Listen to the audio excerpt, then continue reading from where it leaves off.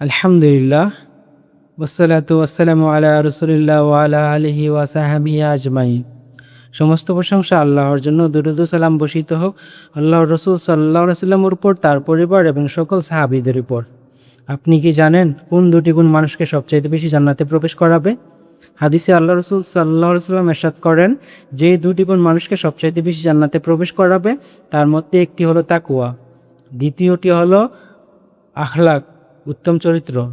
তাকওয়া কি? তাকওয়া হলো এ কথা মানা যে আল্লাহ তাআলা সামিরুন, তিনি সব শুনেন, সেটা গোপনে হোক এবং প্রকাশ্যে হোক। আল্লাহ তাআলা বাসিরুন, তিনি সব দেখেন, সেটা গোপনে হোক প্রকাশ্যে হোক। আল্লাহ তাআলা আলিমুল গায়েব, তিনি অন্তরস্থলের খবর জানেন। আল্লাহ তাআলা খালেক, তিনি আমাদের একমাত্র বানানেওয়ালা। আল্লাহ তাআলা মালিক, তিনি আমাদের মালিক। আল্লাহ তাআলা হাফেজ, তিনি আমাদের হেফাজত করনেওয়ালা। আল্লাহ তাআলা রাজ্জাক, তিনি আমাদের রিজিক দেনেওয়ালা।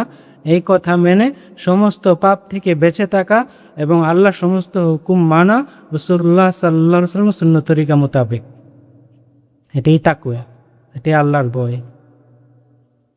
আল্লাহ তাআলা সূরা আর রহমানে ৪৬ নম্বর আয়াতে বলেন, ওলিমান খাফা মাকামা রাব্বিহি জান্নাতান, যে ব্যক্তি আল্লাহর সামনে দাঁড়ানোকে ভয় করে, আল্লাহ তাআলা তার জন্য দুটি জান্নাতের ওয়াদা করেছেন।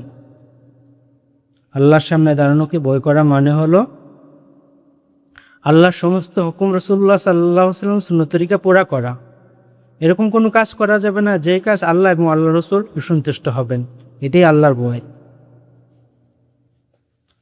আর উত্তম চরিত্র হলো যার মেজাজ নরম, যার স্বভাব কোমল, যার আচরণ সহজ সরল, যে মানুষের সাথে উত্তমভাবে মিশুক, এই গুণের অধিকারী হলো উত্তম চরিত্রের অধিকারী।